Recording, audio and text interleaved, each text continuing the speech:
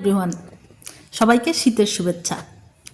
শীত শুরু হয়ে গেছে, প্রচণ্ড শীত। এর মধ্যে গরম ভাতের সঙ্গে ভর্তা। ভর্তা না হলে কিন্তু চলে না। বিভিন্ন রকম ভর্তা তৈরি করি, তবে আজকে আমি দেখাবো খুব সিম্পল এবং শর্টকাট আমার পছন্দের ভর্তা। এর জন্য রেসিপিটা আপনাদের সঙ্গে শেয়ার করছি। প্রথমে আমি এখানে নিয়ে নিয়েছি একটা বেগুন আর টমেটো।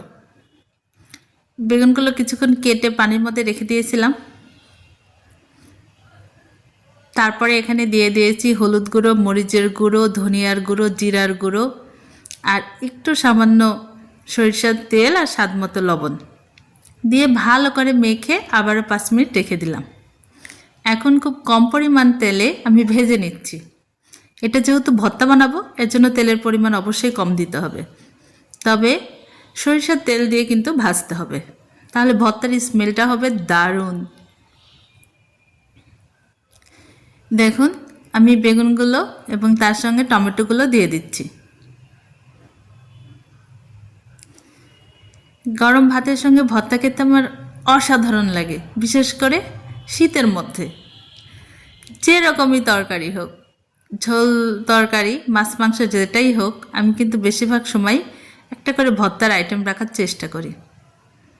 এবং সেই ভর্তা যদি একটু শর্টকাটের হয় তাহলে তো কথাই নেই।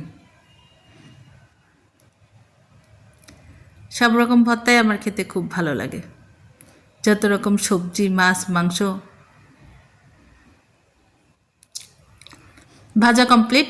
এখন আমি নিয়ে নিয়েছি শুকনো মরিচ ভাজা, লবণ, পেঁয়াজ কুচি আর রসুন থেতো। বেগুন ভর্তাতে অবশ্যই রসুন থেতো দিতে হবে। আর এখানে দিয়ে দেব সরিষার তেল। তেলের পরিমাণ কম, কারণ তেল দিয়ে এগুলো ভাজা। সবগুলো ভালো করে ভর্তা করে নিতে হবে এবং খোসাগুলো বেছে বেছে নিতে হবে।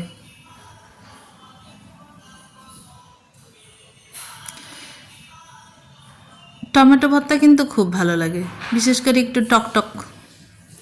বেগুন আর টমেটো একসঙ্গে ভর্তা করলে এর স্মেলটা কিন্তু অন্যরকম হয়ে যায়। তবে এই ভর্তাটা কিন্তু আপনি সিদ্ধ করে করতে পারেন, তবে এত টেস্ট হয় না।